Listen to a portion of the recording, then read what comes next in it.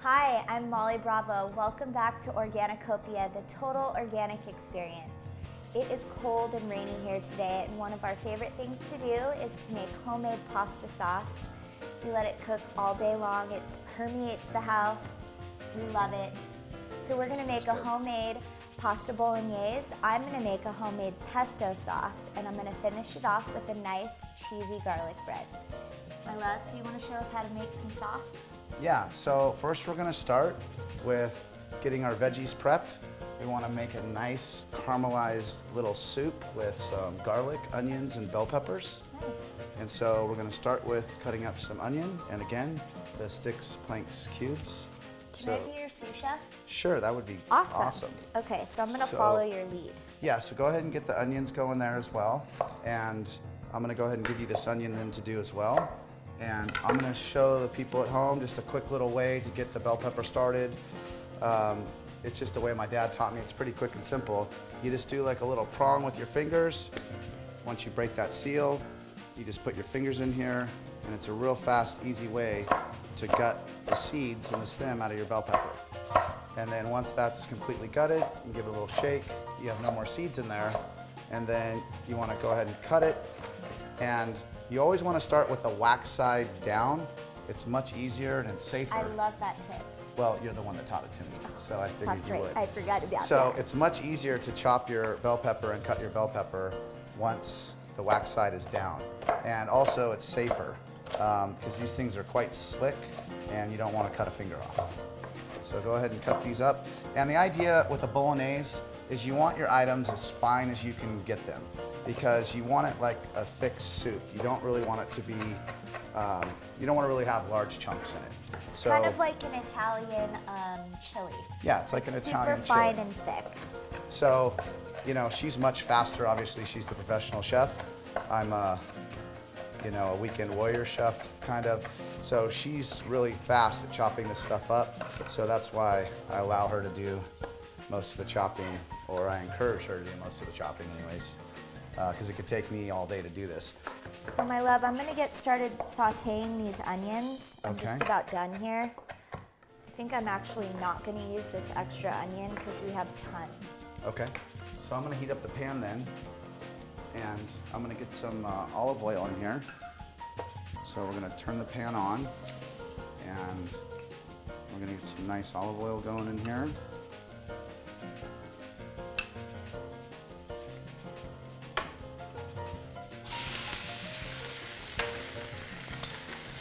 So we're gonna start sauteing these onions and the garlic. And babes, how long do you like to let these cook for? It takes a long time, doesn't it? Yeah, you really want them to caramelize well, so I go anywhere from 30 to 45 minutes. You want it to be a nice thick soup in there.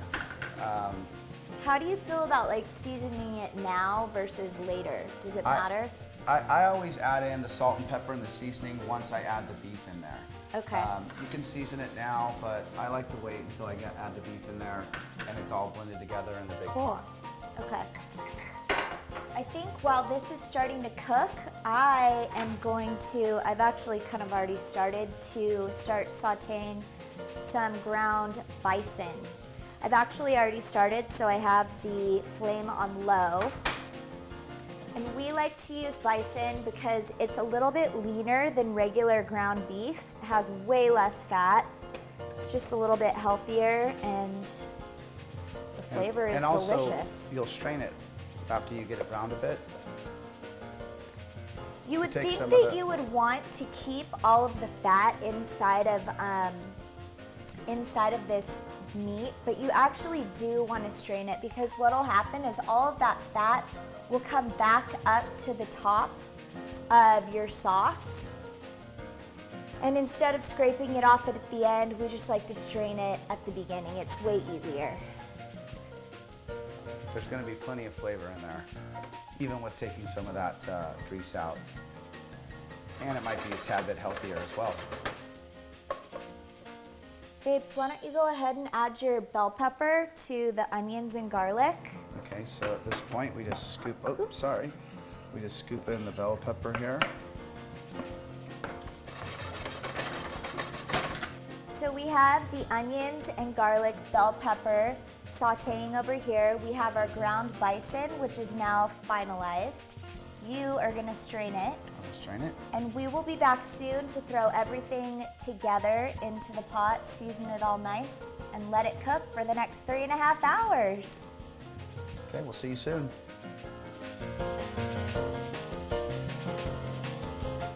All right, you guys, so we are back. We are ready to bolognese. We have our orange, bell pepper, onion, and garlic soup that's been marinating and cooking on low for about the last 35 minutes. We have our cooked bison that we've already strained and put back in the pan. And we have a 6-quart red Dutch oven. My love, would you like to add a little bit of olive oil and show us how to put this whole thing together? So we're just gonna add a little bit of olive oil here. We got this on a high heat. So you just put a little bit in there. And then you just simply take your little soup here. We'll add that in. That sounds really nice. That is the sound of a very happy pan. And then you just marry in your meat. Give it a quick little stir, and we're done with this fry pan now. Get And I rid think of you that. need this one too, right? Yeah, and we're done with that one there. And we'll turn this onto the front here. And we're gonna stir this in so it doesn't stick. And now at this point, we can season it. So we like spicy food here. Moss, how much do you like spicy food? I live for spicy food. So we're gonna add in some red chili flakes. And this will just add some spice to it. And you can put in jalapeno peppers or, just season it to your liking. And we put in some pepper. And if you could grab me the salt, my love. Sure. Can I put in the salt? Yeah, go ahead and throw in the salt. Don't be afraid to throw in the salt. Gives it a really nice flavor. And then just fold it in. One thing that I would love to point out really fast is that we like to season things as we go. We seasoned the onions and garlic. We seasoned the bison just a splash, right? Yes. But we're gonna season it one last time now, and then at the very end, when we're about to serve this with our noodles, we'll taste it and see if it needs to be seasoned again, because you don't want things to be salty. You want them to be layered with flavor. And another little trick here is, since you want your bolognese nice and fine, you'll see that we have some chunks here. And I just take a fork at the end here, right before we're about to add the tomatoes, and I just kind of press it up against the side here. And you're just looking to make sure you don't have any large chunks left in your sauce. So you just kind of press it around the side here, and then just kind of fold it around and make sure that it's nice and fine. And make sure you don't have any chunks. And as you go, once you add the tomatoes, you'll see some of the chunks will rise to the top, and you can just do this a couple more times. But it gives you a nice pureed, creamy base. Yeah. And I always leave this up to him because he truly has the patience of Job to do this. And if it were left up to me, I would have that sucker be so chunky.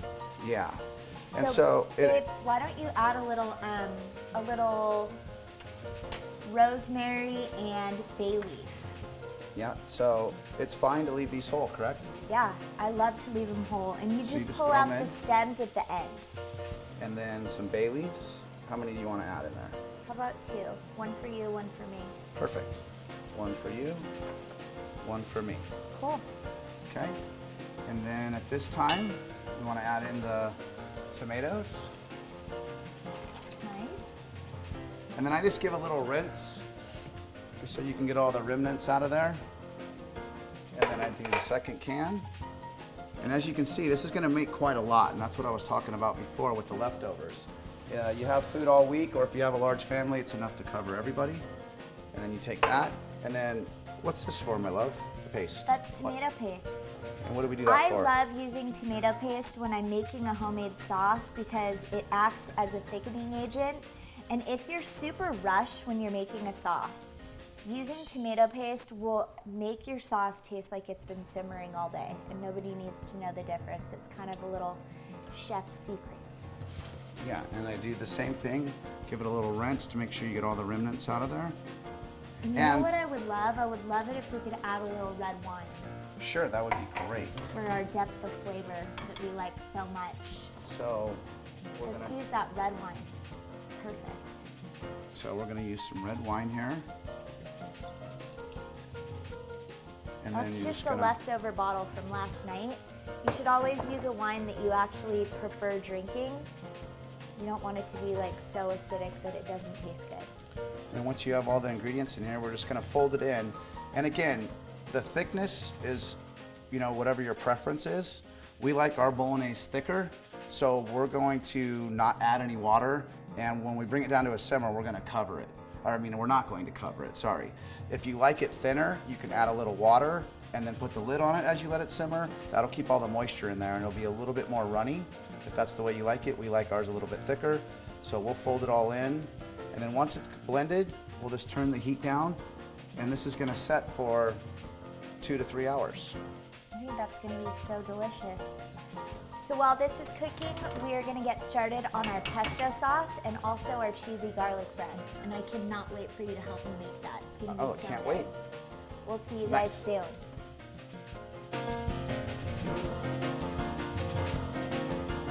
We are back.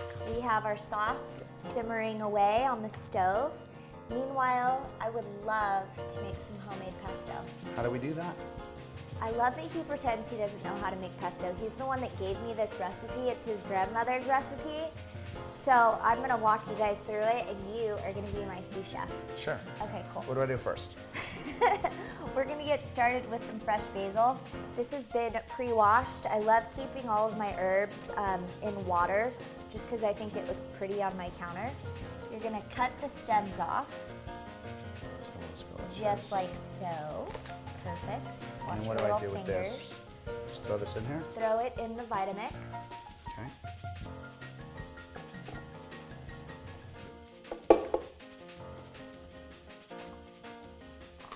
Okay. We are gonna add the juice of a lemon and a half. Okay. I have to use one of these contraptions because I'm not quite as proficient at not getting seeds in the things, like my lovely wife is. These are actually super handy, especially when you're making mojitos during the summer. There you go. Thank you. So we're gonna add a lemon and a half. Yeah. Okay. So another one. And then let's add a lot of garlic. Can't have I guess too much not garlic. a lot. Okay, we'll add 4 cloves of garlic. That'll be good. 4? Yeah. Okay. There you go. You can throw that away for me. You can never, in my opinion, have too much garlic. I agree. Probably because you're Italian. Yeah. Let's get rid of that guy. Okay, now that we're done with that, put this away.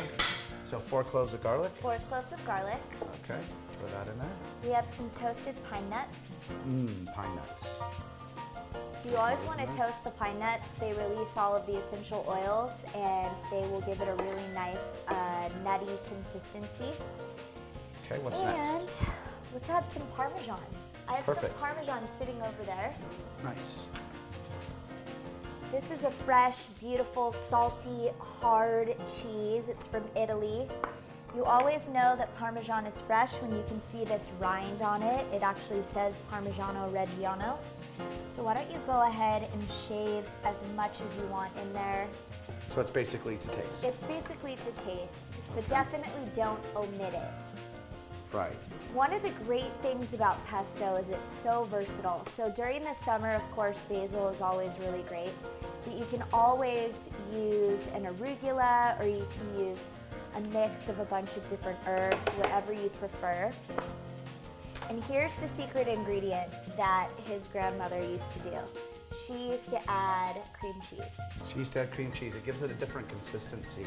Normally, you'll see pesto. It's a bit, I guess I would say thinny or runny. Yeah. And it has that really dark green look.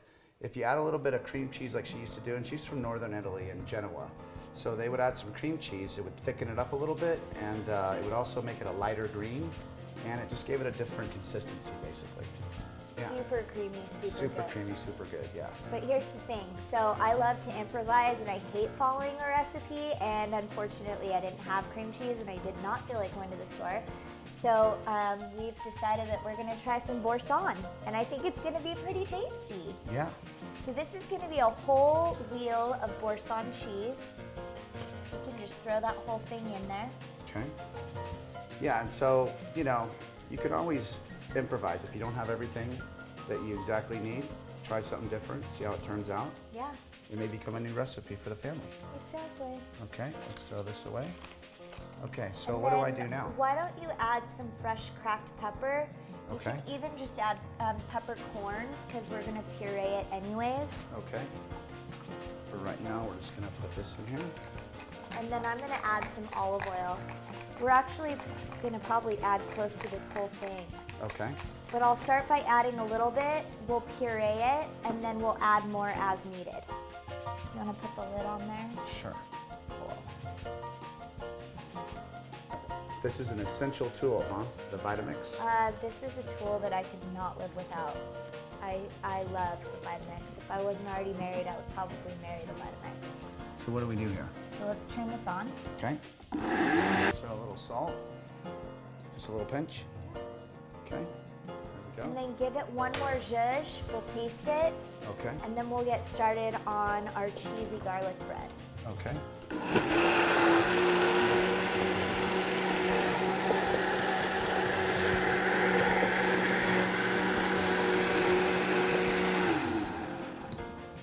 You wanna give it a taste? Sure.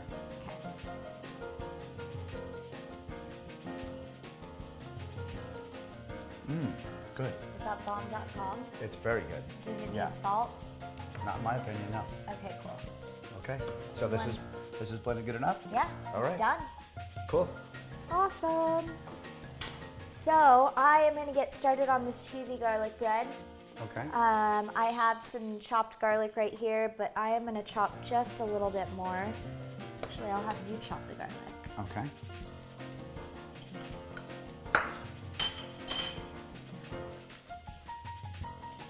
And babes, you know what I like doing with that garlic? What's that? Giving it a really good whack with the back of your knife and then mincing it. Like this? Yeah, exactly. Oh yeah. That's much easier. Makes it flatter, huh? It does. It also releases all the flavor. I think it tastes better. Okay, so just a little It might smash. be an old wives' tale. I don't know. Well, it makes it easier to chop. It doesn't want to roll around on me as much. Yeah. Now I'm gonna get started on slicing some tomatoes while you're doing that. Okay. And then, so the pesto is just ready. That's it. The That's all pesto you is do. ready. But you know what we're gonna do? We're gonna add just a touch of that on our garlic bread, Oh, okay. and I think it's gonna be really good. So once you're done chopping that, if you wouldn't mind putting it in here, I'm gonna add the rest of that olive oil. Throw it in with the olive oil there? Yep. Okay. I'm gonna get started grating some of this cheese. Now, what kind of cheese do you have there? So I have two different kinds. We're a total cheese-loving family, so we have some Dublin cheddar, it's nice and salty. And then we have some fresh Gouda, which melts really nice. Typically, what do we like to use? Typically they use mozzarella, We but use mozzarella a lot, but it doesn't have the flavor. Yeah. It's a little more bland. So Yeah. we just like this because it has a little more flavor to it. That's just a preference thing. Whatever you feel like throwing in there. totally. And then how much pesto do you want to add in there? So why don't you go ahead and spoon this pesto over the top of our garlic bread. Okay. So just trail it on like so. Yep. I like a lot, whatever you prefer, you can Okay. put on there. Let's do another run then. This Put it is on there. just a really nice sourdough baguette that we picked up from the store. You can use a French baguette, a sweet baguette. Again, it's just probably what you prefer taste, right? Yeah.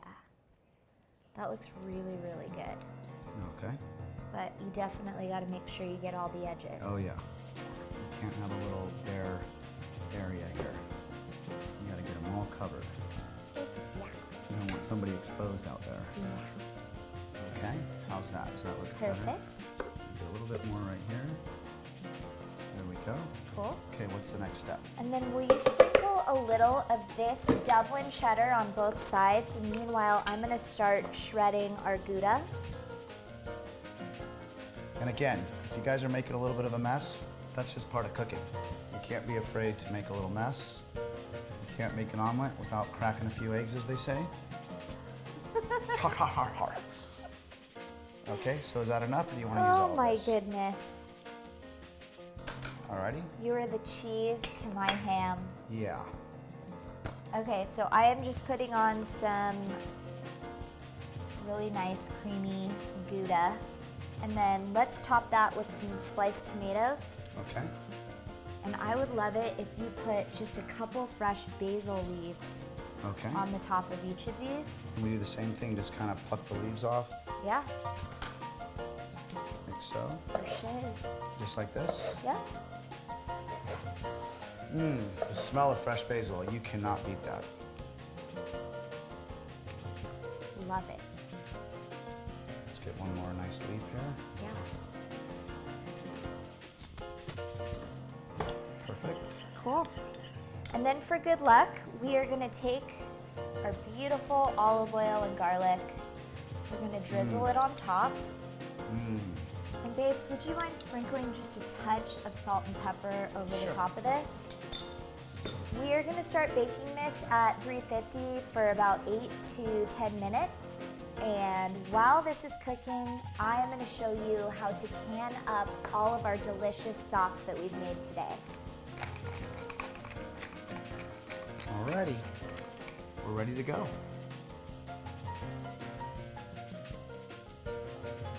We are back and we are ready for action. We have our sauce that's been simmering away.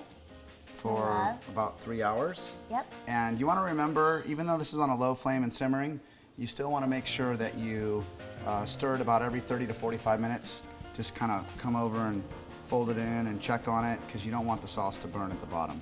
But this looks really good. It's got a nice thick consistency, what we wanted. So what are we going to do next? Well, first of all, I cannot wait to try that. I know. I bet the flavor is going to be incredible.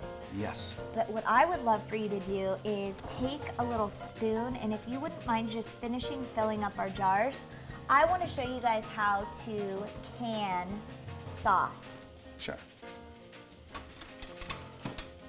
So we'll take a spoon here Cool. and then just fill this guy up. Perfect.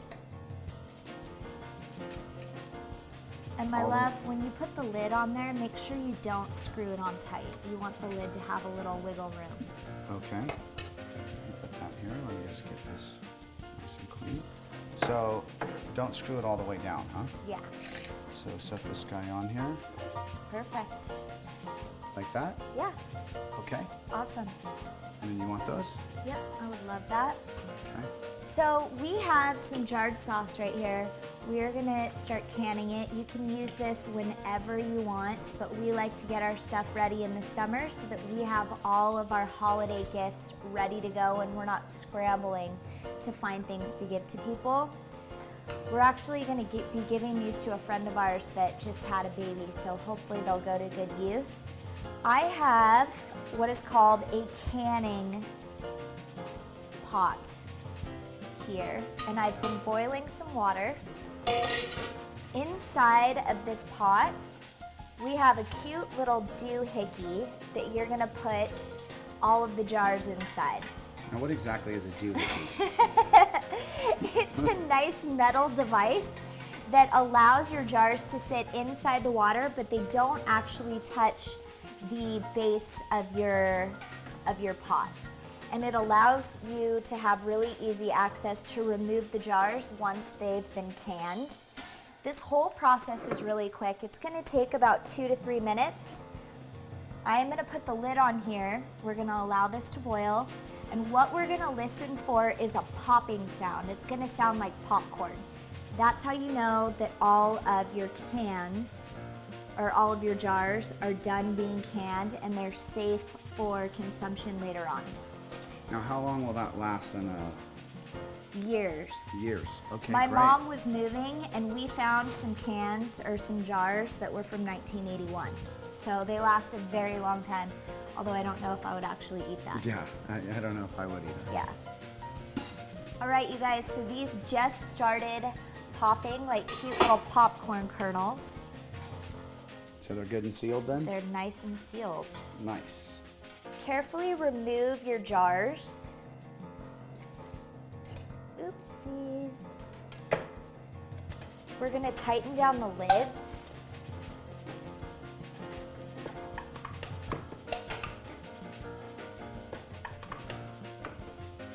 And then let's dry these off. And my love, will you start putting some cute Sure. little stickers on here? Like I said earlier, we're gonna be giving these to one of our friends that just had a baby. I think she'll really enjoy it. So we just want to put them on here. Yeah. Okay. So just put these little stickers on here. Yeah. Okay. Make sure that's on there all the way. Precious. And then we'll do our little pesto here. Just like so. Make sure that's on there the way you like it. Nice. And then one more jar here. Now, did she have a boy or a girl? She had a boy. Oh, His name's nice. Leo. Leonardo. There we go. Alrighty, so now that these are finished, I can't wait to show you how to put this gift basket together. Awesome. Let's do this.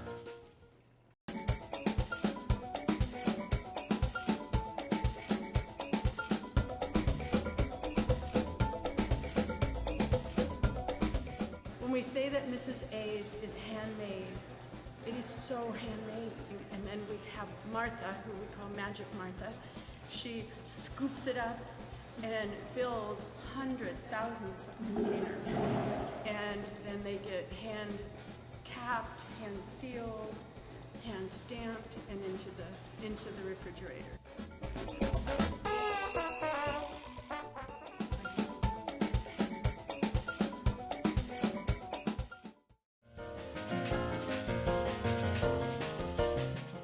To bring this episode to a close, I am going to show you how to make a cute Italian-style gift basket. This is for my friend Morgan, who just had a baby. Sweet little Leo. We have our garlic bread that has finished cooking. You can see how delicious this is. I'm going to wrap it in a little saran wrap. I'm just assuming that she's probably going to eat this for dinner tonight.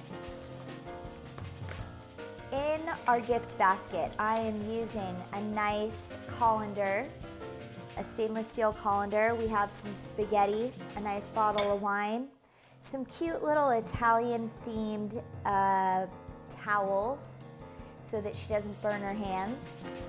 We're gonna tuck our garlic bread in there with a little jar of our pesto sauce that we made and a nice little jar of our bolognese.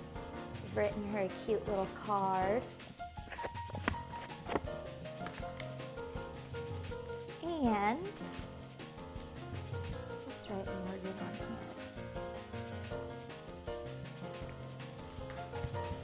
We are going to finish this off. I just like to decorate with what we use inside of the ingredients. So we have some fresh rosemary and maybe a couple sprigs of basil, just to give it some color.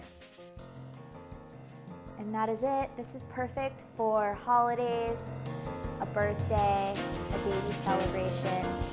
I want to thank you guys so much for joining us here at the Organicopia Kitchen and Homestead. Remember to eat well, live well, and be well. We'll see you soon. Take care.